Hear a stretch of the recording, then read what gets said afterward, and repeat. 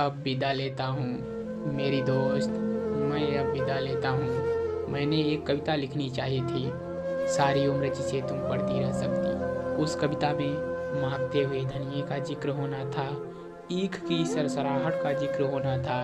उस कविता में वृक्षों से चूती ओस और बाल्टी में जोए दूध पर गाती छाक का जिक्र होना था।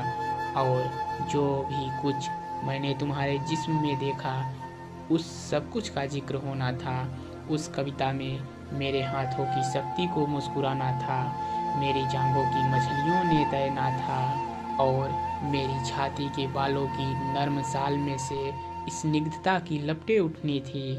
उस कविता में तेरे लिए, मेरे लिए और जिंदगी के सभी रिश्तों के लिए बहुत कुछ होना था मेरी दोस्त, लेकिन बहुत ही बेस्वाद है दुनिया के इस उलझे हुए नक्शे से निपटना।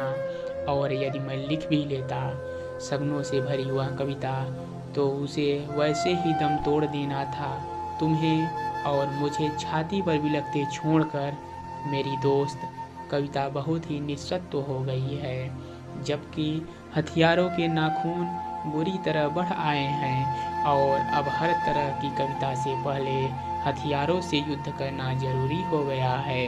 युद्ध में हर चीज़ को बहुत आसानी से समझ लिया जाता है, अपना या दुश्मन का नाम लिखने की तरह। और इस स्थिति में मेरे चुंबन के लिए बढ़े ओठों की गोलाई को धरती के आकार की उपमा देना या तेरी कमर के लहराने की समुद्र के सांस लेने से तुलना करना बड़ा मजाक सा लगना था। सो मैंने ऐसा कुछ नहीं किया तुम्हें। मेरे आंगन में मेरा बच्चा खिला सकने की तुम्हारी ख्वाहिश को और युद्ध के समूचेपन को एक ही कतार में खड़ा करना मेरे लिए संभव नहीं हुआ।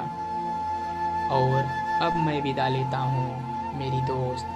हम याद रखेंगे कि दिन में लोहार की भट्टी की तरह तपने वाले अपने गांव के टीले रात को फूलों की तरह महक उठते हैं और चांदनी से पगे हुए टोक के ढेरों पर लेटकर स्वर्ग को गाली देना बहुत संगीतमय होता है।